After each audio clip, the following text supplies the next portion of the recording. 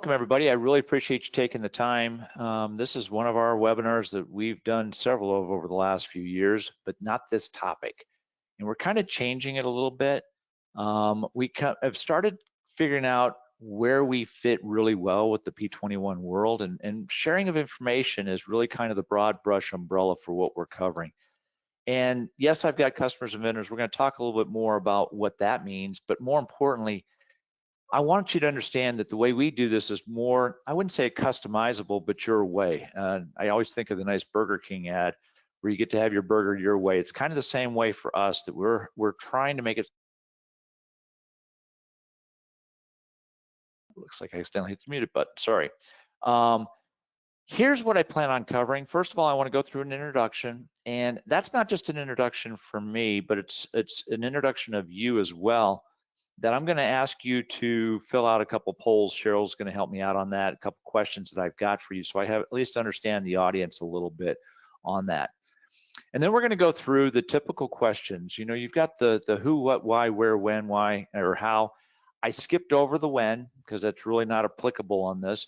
And I also do know that grammatically, who to share with is grammatically incorrect because you're ending the sentence with a preposition, and it actually should be whom.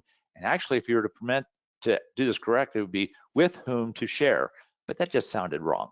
So I decided to leave it as who to share with. And then we'll do a wrap up. And like I said, questions, if you have questions, feel free to pop them off. And if Cheryl thinks there's something appropriate at the time we can go through, I'd like to address it at that time. In fact, that's kind of my style. I'd rather go through it as we're doing it as opposed to doing it at the very end where we've now forgotten what we were talking about. We might have to readdress a slide. Grey Wolf Systems has been incorporated since 1992, so we have been around for a very long time, and Cheryl and I have known each other, I think, for it's about 12 years now. I'm not sure. She'd have to correct that, but I'd have to look at our website. And by the way, everything I tell you is on our website as well, including an About Us, which what I'm talking about now will be on that. My background is that I have been working in the industry for that same period of time, plus a couple, 3 or 4 years before that. I worked for effectively Infor. It was a company that was bought out by Infor back in 1990. Prior to that, I worked for IBM, and I'm an engineer by degree as well as have an MBA. I'm also a certified management accountant, certified in strategic and competitive analysis, and a certified computer professional. All those nice little letters mean nothing unless what we do is provide value to you. We focus specifically on wholesale distributors. We do have some manufacturers we work with, and if you take that a little bit further, we only focus on 2 ERP providers. We focus on Epicor and Infor. You will hear me talk a little bit about some of the stuff we've done for Infor customers as well. Don't overthink that. Basically, it's the same thing as working with P21. It just happens to be a different provider as we're working on that. So what I'd like to do is I'd like to also understand who you are. So Cheryl, if you don't pop up the first poll for me, please. And we're going to talk a little bit about this poll in more detail. But if you could tell me if you're running on-prem or if you're running in the cloud. And this is going to become more and more of a question as we get through into the conference, and more as we talk a little bit about this webinar. We're going to find out that there's some big distinctions coming down the road for that world. And I can't tell, Cheryl, if what kind of percentage you're at, but when you think it's, yeah, so there we go. 60-40, 60 cloud. Interesting. 40. That is not what I expected. Just to give you a little feel from it, from our customer base perspective, we're approximately 80-20. We're about 80% on-prem and 20% in the cloud. And I've gotten confirmation of that from other software providers. They've got the same kind of feel. So that's interesting to have a lot of you guys from the cloud world. Okay, let's go with the next question, please. There you go. So here's the thing. I just kind of like to know if this will also tell me if you even understand what EDI is. And I'm not expecting you to, and I'm not going to go through EDI 101. That's not my style. But we are going to talk about it, and I wanted to get a feel for what level I want to present that. And Cheryl, when you get close enough to have a pretty good feel for that. Yeah, this one's a shocker. Hold on one sec. Wow.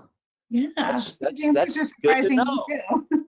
You guys know that one. All right, well, here's now the $64,000 question. Let's go to the last one. I will be surprised if we had that same kind of results. Give me 1 second.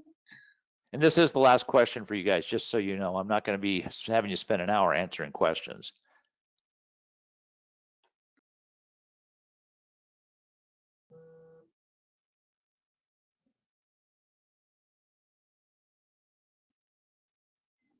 Okay, out there? There we go. Okay, kind of expected that. That's a little bit more, I kind of expected that on the EDI one as well. Cool, thanks, Cheryl. All right, so we've gone through. What I want to talk about is, like I said, the basic questions. And I'm going to start with the most important one, in my opinion. That I'm going to bookend it. The most important ones, in my opinion, are why and how do you do it. So let's talk about the why. Well, I don't know if any of you are old enough to remember this book. I am dating myself here a little bit. First edition came out in 1986. And the topic of this book, it's actually a business book. And it says, all I really need to know is I learned in kindergarten. And it's an interesting concept. It's the idea that everything I need to know for business is I don't have to go to graduate school and have all those kinds of things. I just need to know what I learned in kindergarten. And if you look at this, the biggest piece was share everything. And you can see behind there as well, you can play fair, don't hit people, be aware of wonder, take a nap every afternoon, all those kinds of fun things. But the one I like is the fact of sharing. And it's not because you're doing it because it's out of the kindness of your heart. You're going to do it for selfish reasons. But it's kind of interesting that that's actually been around, that concept's been around for a long time. So what are some of the business reasons why you'd want to share? Well, the biggest one, not the biggest, but one of the four, I've got four of them, is efficiency. You're going to be more efficient if you share. How do you do that? Well, you're going to actually be able to have faster orders because they come in electronically. And when I say share, I'm going to work off the assumption that we're all talking about digital sharing for obvious reasons.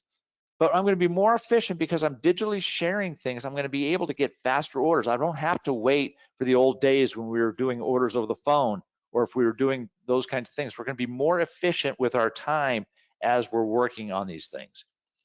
We're also going to be more accurate. And I'm not going to get into detail since all you guys know EDI and doing those kinds of things. I want to stay up about 50,000 feet on this. And it's not just EDI stuff that we're going to talk about sharing, but obviously for EDI, you get some accuracy because instead of a human being being in between, which that is our worst part of this whole thing in technology, is when we have the human factor. And of course, everybody's going to throw the AI word out there, which I will throw this. I think AI is overhyped. I do think there's technologies that are very valuable, but the whole concept of AI is overhyped. That being said, I do believe that technology is obviously of value. And one of the things is accuracy that you get out of this by sharing. If you share with people, you don't have to rekey things. Visibility. You actually now get to have customers. You can have customers see things that you have available, and the more you share, the more they're going to understand where you're coming from. Or better yet, if you have more visibility into what your manufacturers are doing, your suppliers are doing, as you have that visibility, it gives you the ability to plan. It gives you the ability to see into the future a little bit better and at least see where they're coming from and understand maybe where they're coming from. And another reason too is for promotional reasons. So instead of just looking at it as sharing of information just because, you can even use it from a perspective of selling more or providing more information or helping that whole concept of working with your customers and or maybe be, like I said, more efficient through that concept that you with your manufacturers.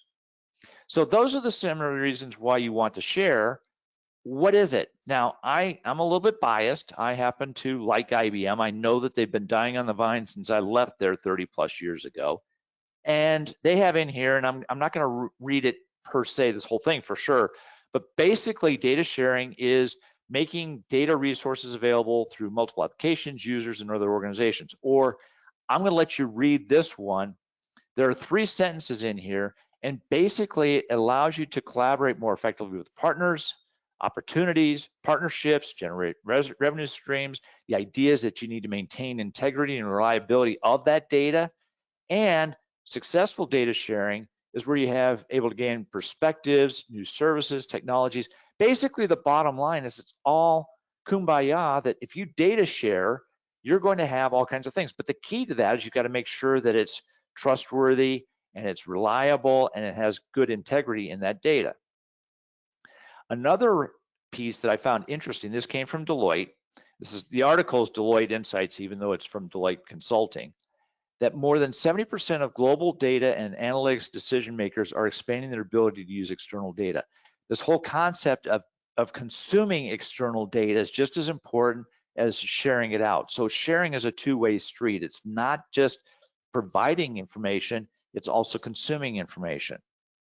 Now I'm going to be talking about PIMCore, and I'll get into a little bit more, but PIMCore is a software company that develops a PIM software, and it's actually, we are based on PIMCore, so I'm a little bit biased here. But they talk about, in some of their articles, the complexity of managing product data. You know, they talk about here that you've got 1,000 new SKUs per year and hundreds of new attributes per SKU, and that you've got 3 to 4 weeks to prepare product data, and that you got multiple SKUs per year, and it's inaccurate product data. And the analogy I have is I was looking at furniture one day, and I was looking on a website at a table. It was a bedside table, and it had on there, it had 24H, it had 24W, it had 22D. Well, and then you look in the rest of it, it had width and depth and all these, but it didn't have it consistent. It wasn't right. And not knowing dimensions on a product and having that information because they didn't manage the SKU correctly with the appropriate data that was involved in it created a problem that they lost sales. Now, luckily, they didn't lose my sale because I called them up and asked for more information, but now we lost those efficiencies because we weren't sharing the right information. So there's some complex product data that we're having to deal with. So there's a term out there called product content syndication. Now, since you know EDI, there are EDI documents that do product activity and some other things, and we'll talk a little bit more about that. But it's the same kind of concept, that if you have product content, or PCS they call it, it increases revenue. And you can read this as well. Accelerate your time to market, save on costly resources, build trust and loyalty, able to scale your business, and you have better business agility. But product content syndication has some other implications. For example, across channels. And they even have, even though PIMCore is a generic, they don't focus on the distribution industry, it allows for the concept of manufacturers and marketplaces and merchants and all these things to start sharing product information, because you're syndicating that same product information across multiple places that you're working with. But if we flip this a little bit to the side that a lot of you are familiar with, is the EDI side, same kind of concept. Let's take that same, we're trying to ask, why do we want to share? Well, one of the tools that IBM talks about is EDI. Okay, cool, we all know about that, but what's the benefit of those things? You probably already know these, but let's get a little redundant here. Faster transaction processing, same kind of concept that I was talking about, that we're more efficient. Error reductions, that's where I was talking about accuracy. Cost savings, that obviously comes with that efficiency and those kinds of things. Improved partner relationships, that's where I come back with that visibility, and we talk about the promotions, that we have better partner relations because we've been sharing of information. And then they talk about here from a company called Silicon Canals, that they talk about the same kind of thing, 5 benefits to using EDI.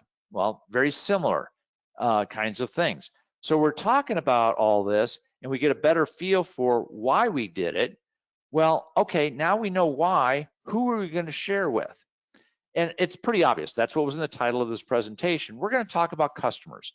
And customers, you know, they could be anything from the big boys like Grainger to smaller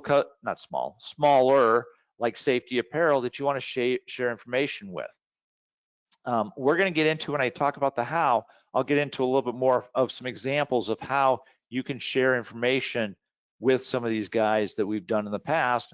But the point is yes, you have customers. Yes, you have vendors. I'm not talking about that. That's the obvious stuff. That's the low-hanging fruit. And if you've already been doing EDI, you're already doing that stuff. That's the low-hanging fruit. But there are some other places that are kind of interesting of who to share. One is shops.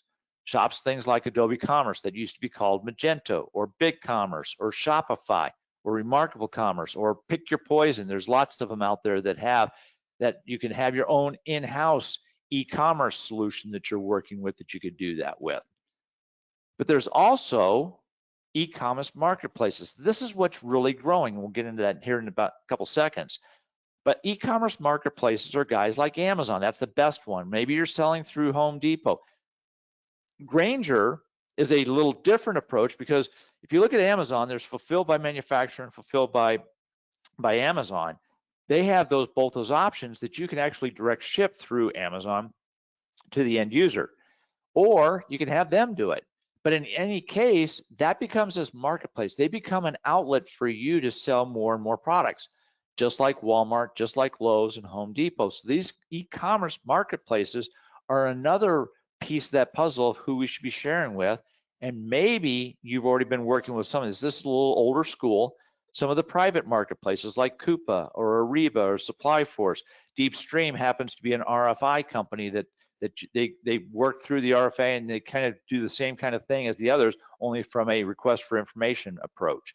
So maybe you're working with these other marketplaces, and if you weren't aware of this came out by ECDB. They're a research organization, and came out in 2024 that 72% of the total e-commerce revenue worldwide is done through marketplaces.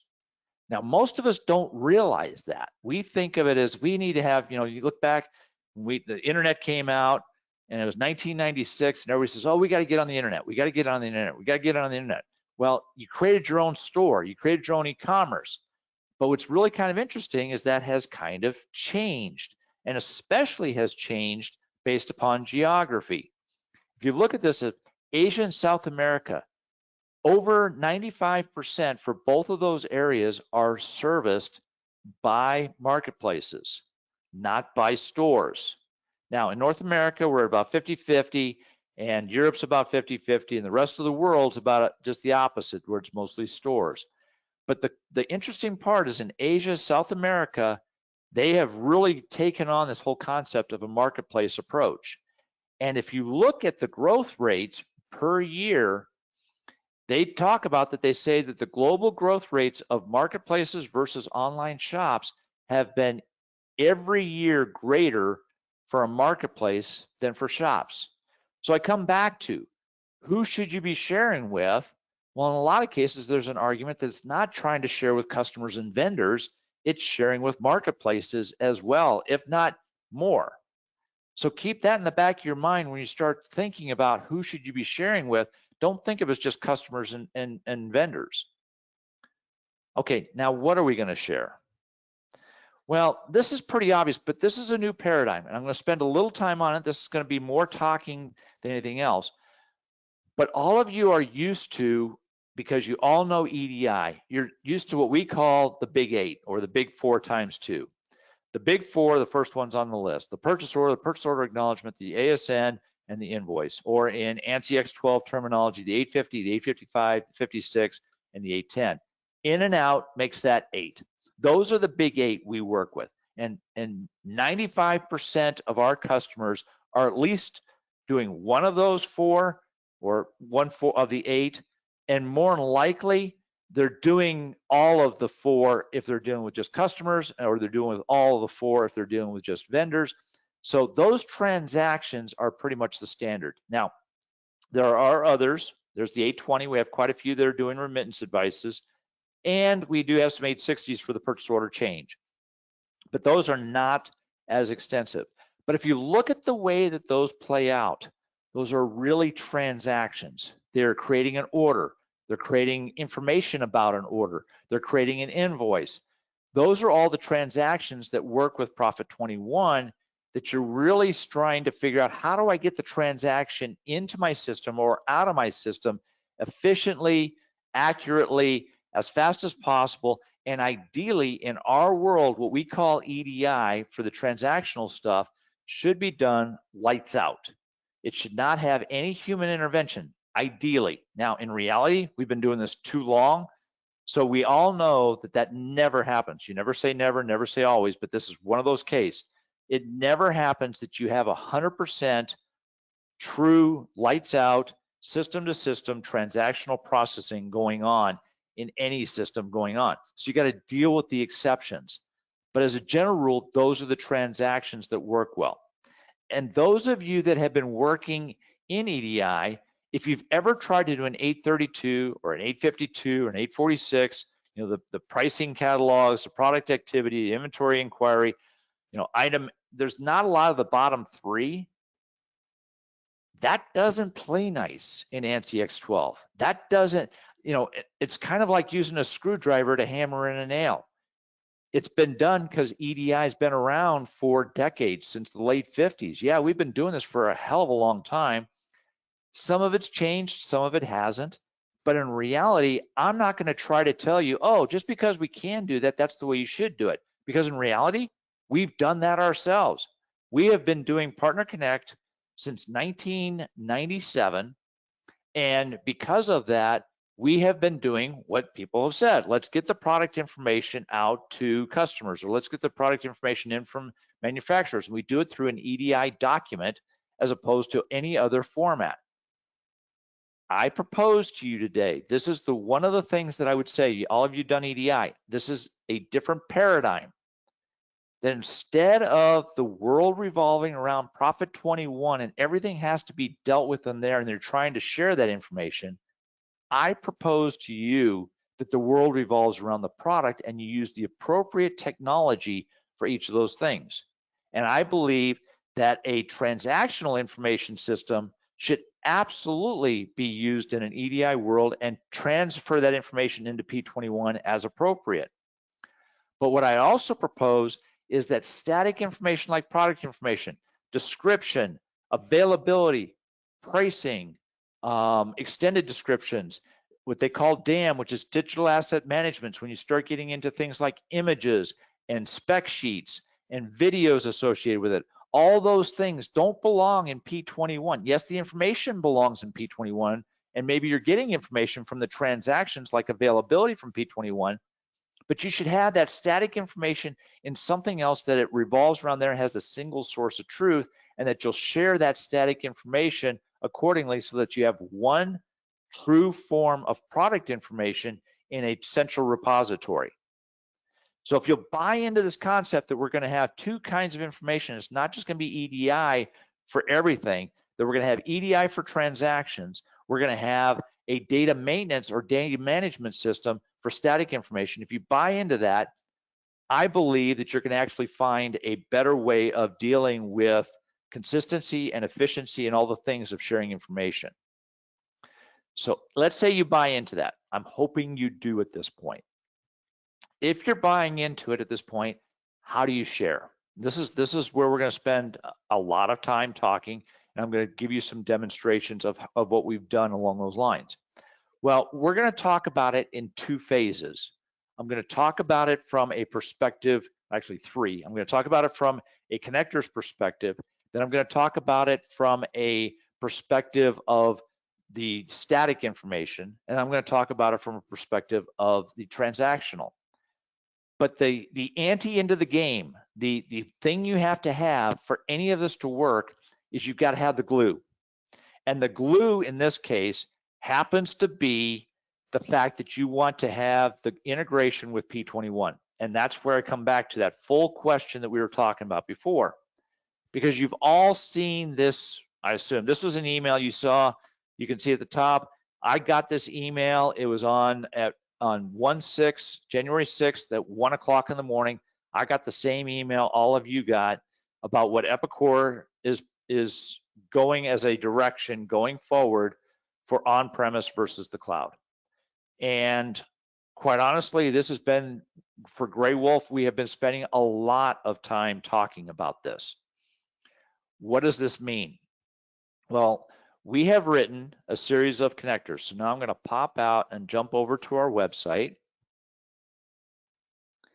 And on our website, if you go here on the home and you go to connectors and you go to P21, you'll see, and by the way, pricing and everything else is on our website, but I want to talk about the endpoints. And we have two flavors of our Profit 21 connectors.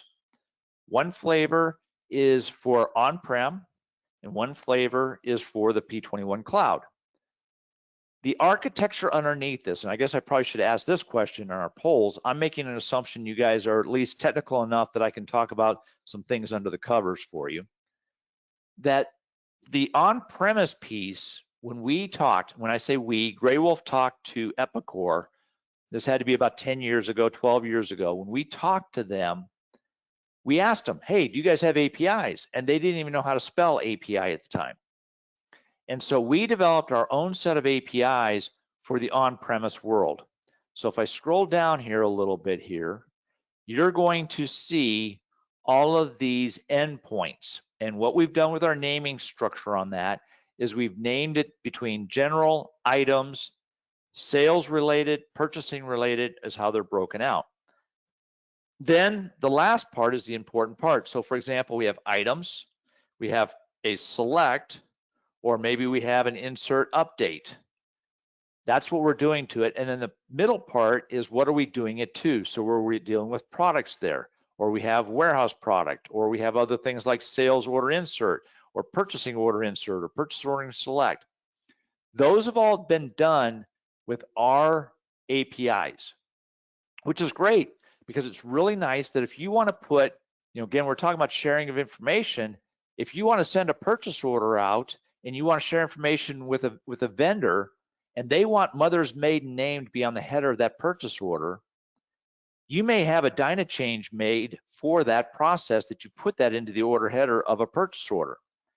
Now, if you want to include that in the sharing of that document, that purchase order, whichever way you want to do it, which we're recommending is EDI, if you're sharing that process through EDI process, having that whole concept, because we don't use the scheduled importer for how we bring or take things out. We're using our APIs to both read and write from P21 on-prem. Well, that mother's maiden name now is available that we can put into that document, sending it out through Partner Connect. Well, if you're in the cloud, one of the challenges we have is we are now completely at the mercy of Epicor. Anything that you need for the glue for this connector is all going to be driven by Epicor. So while we've named these the same, which was by design, so we have an items product select to query products.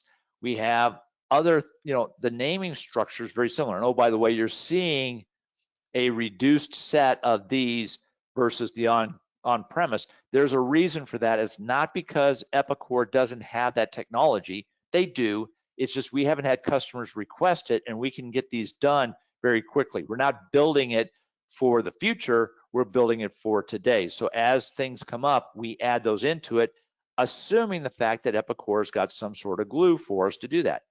Well, you can obviously see in here that we've got the ability to have a sales order insert. This allows us to have the ability, I haven't added that one yet. Sorry, my mistake.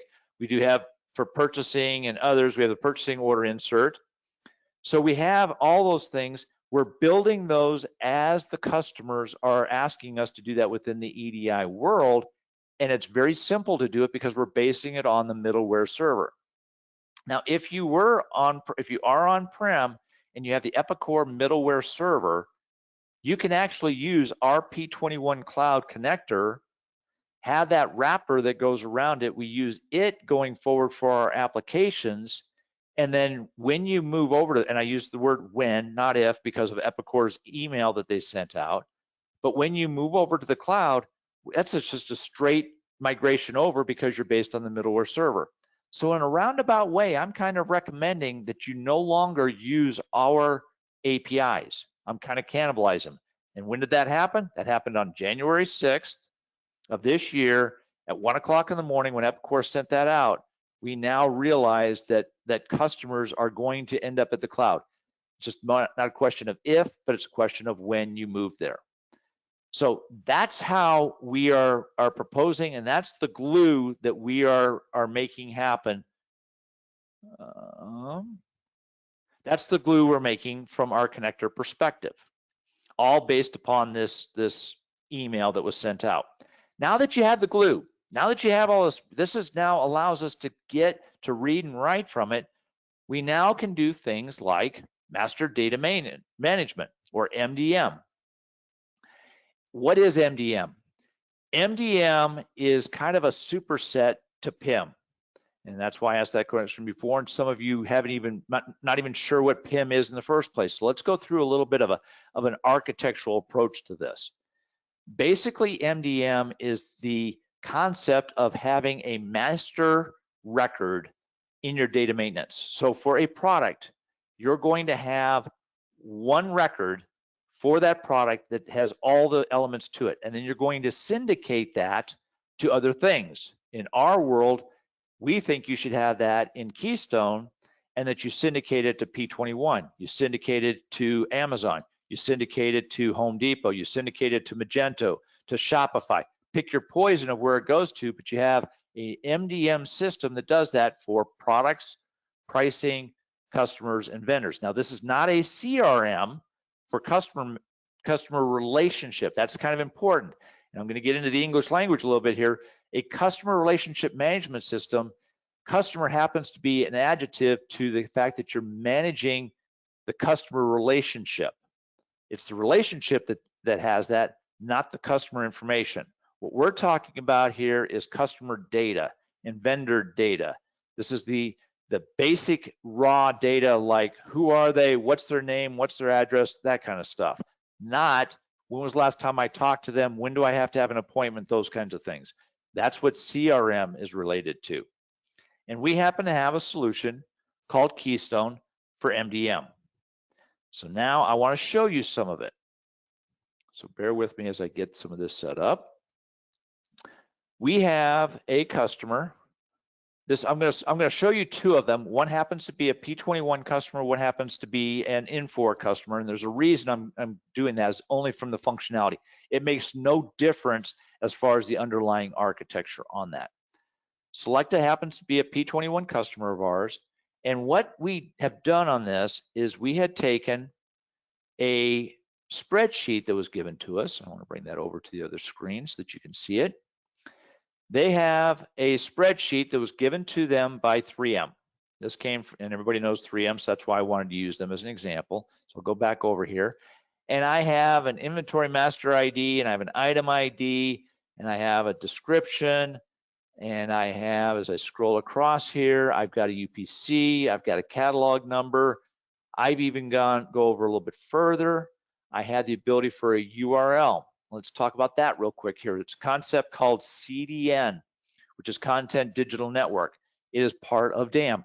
I love this. When I worked for the aerospace industry, I hated the concept of TLAs, three-letter acronyms.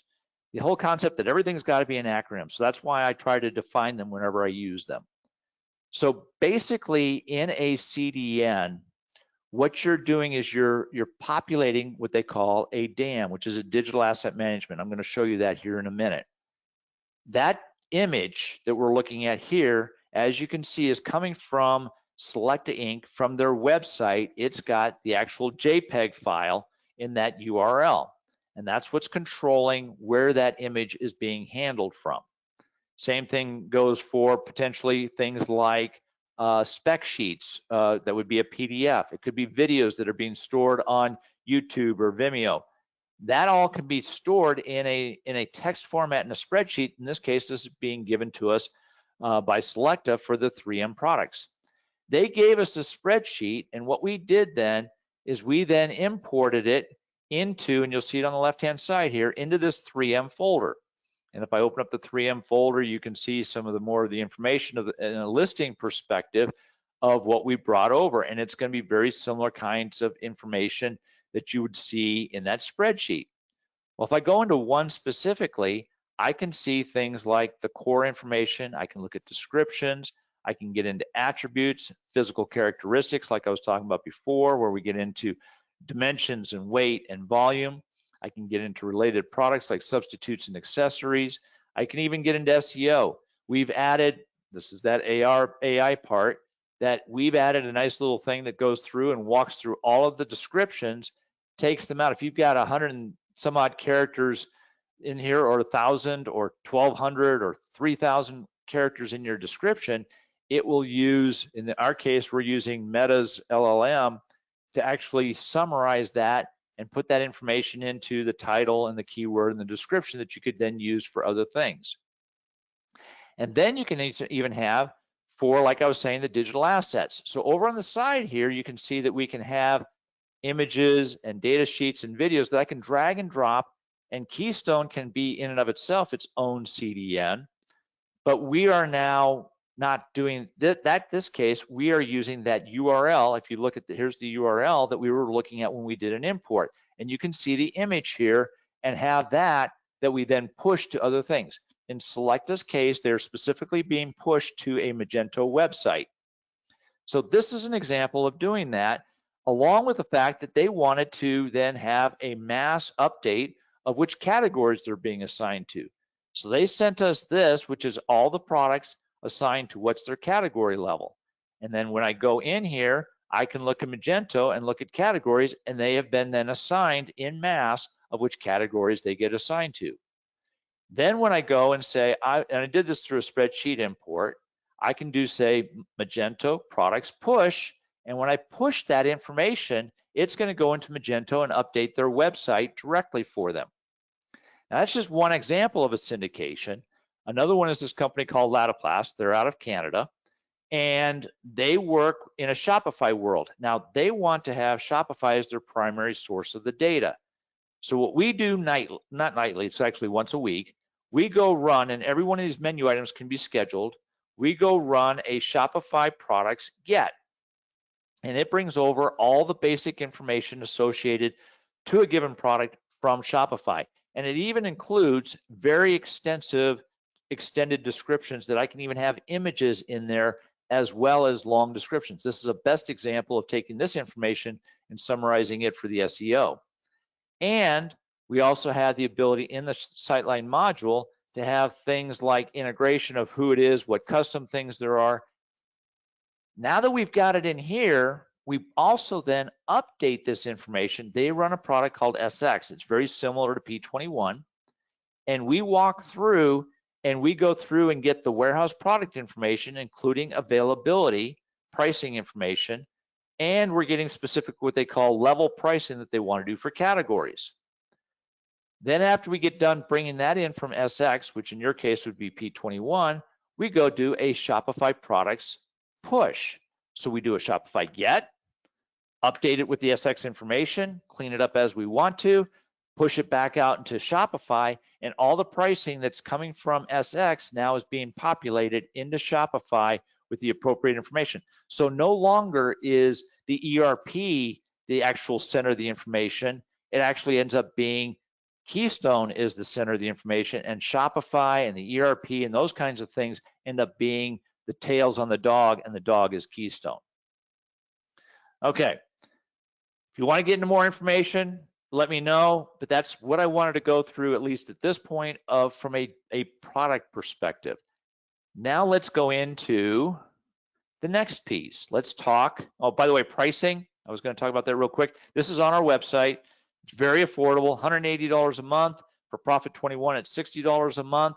And then say you want to push it to Magento or Shopify, so you'd be paying another $90. So for $270 a month, you have that. That's unlimited, no limits of users.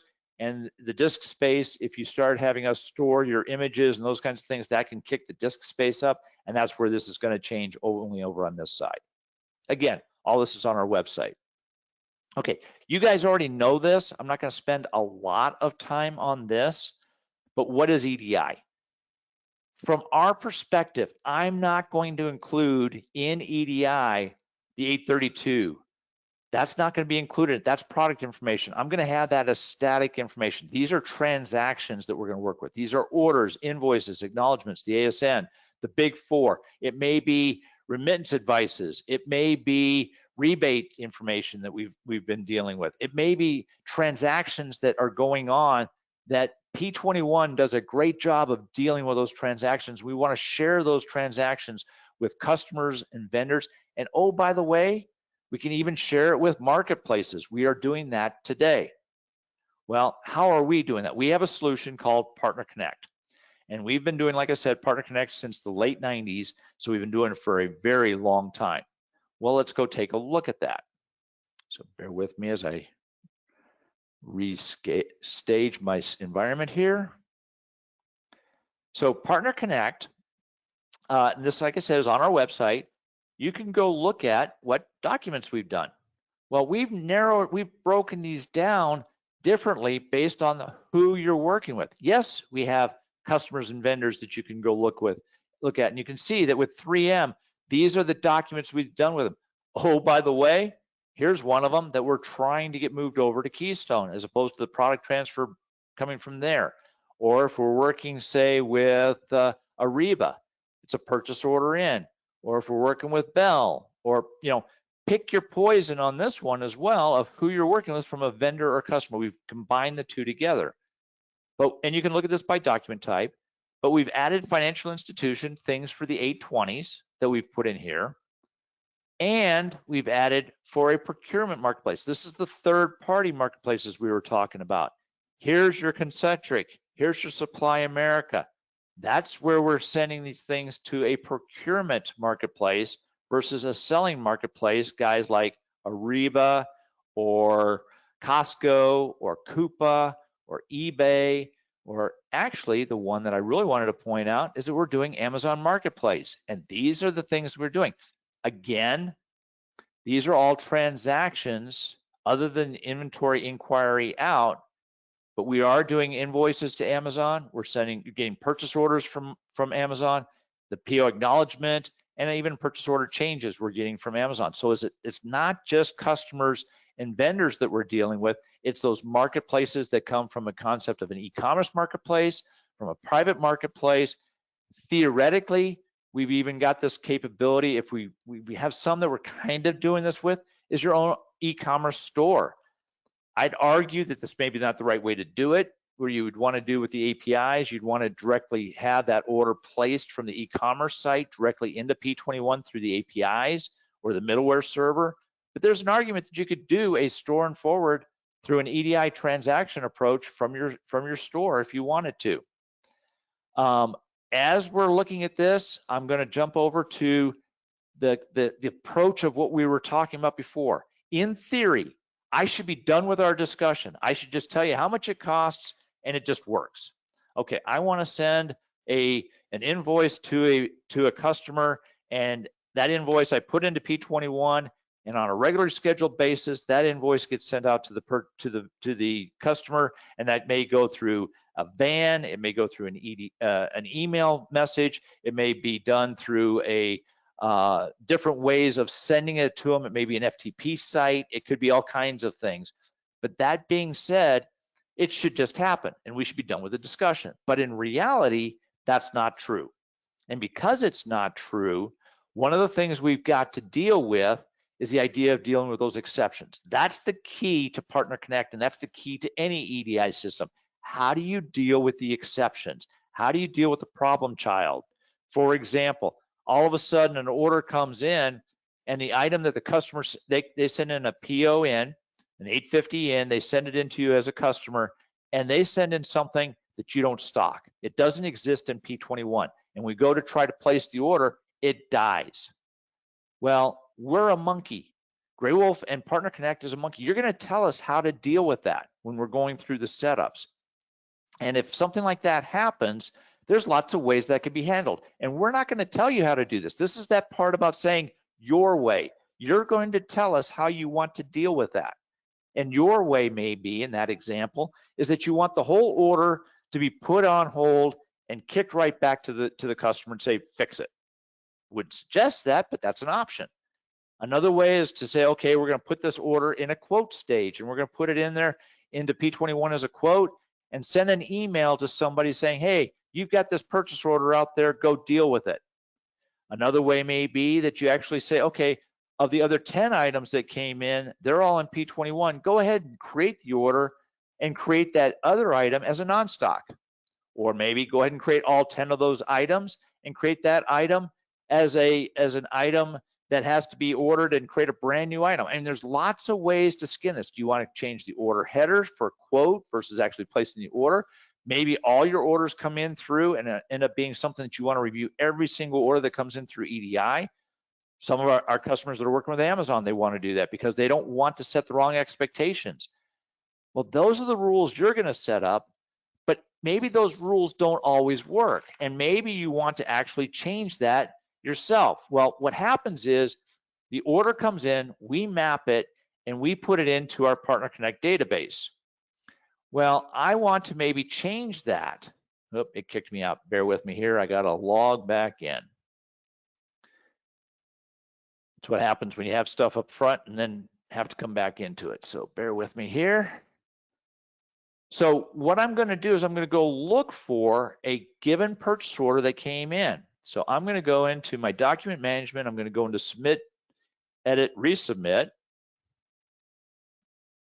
And I'm going to pick a customer out of this. And I can say, do a purchase order in, go look, and I can filter that down and more, but I can see the PO. Let's say it's this order that I want to work with, and I may want to change the quantity, or I may want to change some things on this.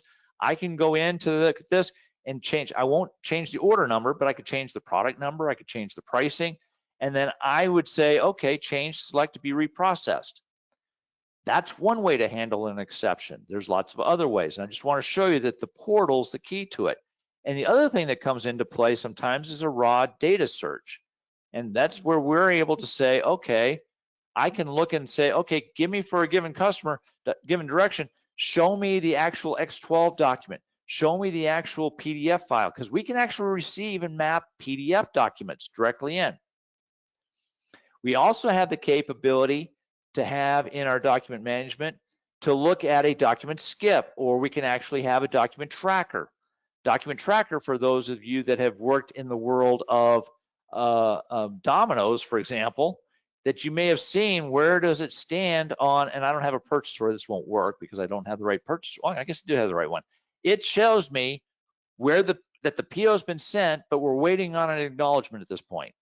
And we need to go and deal with that if we need to, from a manual perspective. And again, this is how we can look at and handle the exceptions on that.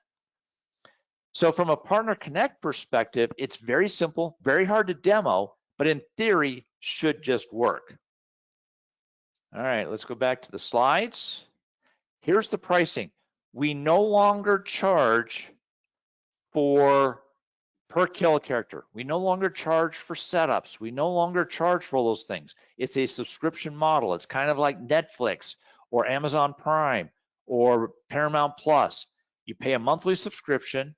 It's based on the number of trading partner connections, and a trading partner connection would be, say, a 3M 850 out is one, and then the 810 in, the invoice in, is another, and then you're dealing with Delta, and they do an 850 out, or you do an 850 out with them. Now you're at 3, and you keep adding those up, and you get to 15.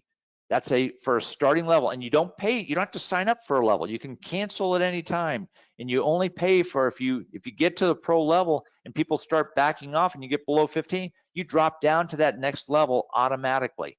And all the setup fees are included, all the kilocharacter fees, all the van charges. We are the van. Everything's included in this. Okay, I've gone through a lot. Let's go through and kind of go back through this. Sharing extends just doing good business. You don't have to just do good business for yourself, that you're good and efficient and you're doing all the customer service stuff. Sharing takes it to the next level. It takes it that you now share that doing good business with your trading partners. It goes beyond just customers and vendors. You got marketplaces, you've got shops, you've got all kinds of things you can work with when you're sharing with that. It's not just customers and vendors. Static information is different than transactional. I think I beat that dead horse. I don't have to go into more detail, but you understand now. And then Keystone is designed and is ideal for static information, and Partner Connect is ideal for transactional information. All right, a couple things real quick before Cheryl hasn't interrupted me to see if we have any questions. We are going to be at Connect. Obviously, Cheryl's already talked about that, but one thing I do want to show you is that we are a gold sponsor. We are one of, I think it looks like 10 or 12 gold sponsors. This is our first year to be a gold sponsor, and we're really proud of that. We are really looking forward to that, and as part of being a gold sponsor, we do have a session coming up. We are going to have a session on the first day on Monday, August 17th. You can see the date right here in the background. And we're going to be at 8:30 in the morning. We're going to be having a session at the conference to talk about things as we're going through and refine things, get more into detail of what sharing information really looks like. Here's my vital information. And on that, I'll come back with Cheryl and say, Cheryl, any questions? Not yet, so we'll give them a couple of minutes. Your presentations are like drinking like a fire hose, and you guys were, you and I were joking about that earlier. You cover a lot in a very short period of time, so I would love these slides if you're willing to share them to go up. Absolutely, absolutely. If you could send those along to me, that would be fantastic. And yes, you do have your presentation spot. I don't think anyone commented or noticed that I am starting the classes a little bit later this year because I was getting so many complaints about that 6:30 a.m. breakfast. So we are starting a little bit earlier. But your session is a great way to kick off the conference for anyone who's interested in learning more. With the questions, I haven't seen any coming yet. Were there any? I'm good with that. I mean, and I hope, guys, you know that this is going to be recorded. Please feel free to come back, take a look at it. Also, with this information, feel free to reach out. Actually, that extension's wrong. We've moved over to Teams as our phone system, so we no longer have extensions. I should take that off of my slides going forward. But you can call in, reach us that way as well. And I'm here to answer questions. That's my job. That's what I'm here to do.